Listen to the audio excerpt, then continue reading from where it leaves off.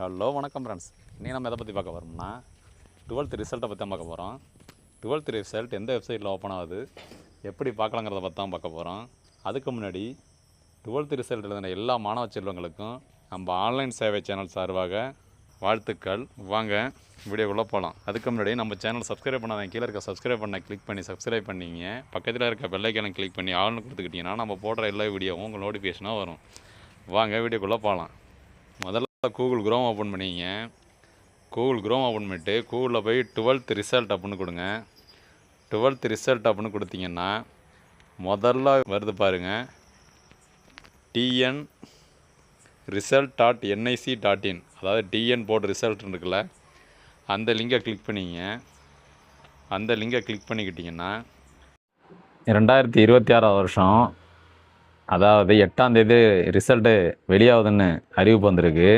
இப்போது result will be published soon அப்படின்ருக்கு.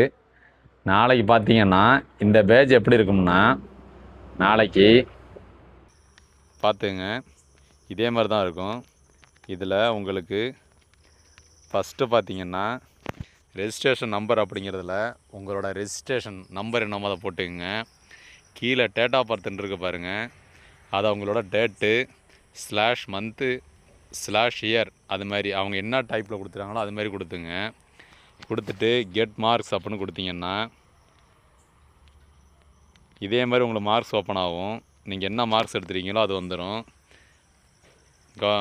Higher secondary 12th examination result March 2025 அப்படின்னு போட்டு உங்களோட பேர், கீழே பார்த்தீங்கன்னா நீங்கள் என்னென்ன சப்ஜெக்ட்டு, அதில் என்னென்ன மார்க் எடுத்துருக்கீங்க அப்படின்னு தெளிவாக வந்துடும்.